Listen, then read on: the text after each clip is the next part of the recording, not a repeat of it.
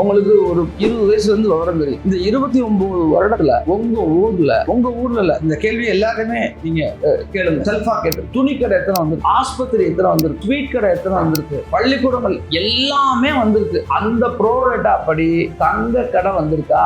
இல்ல, வர முடியாது.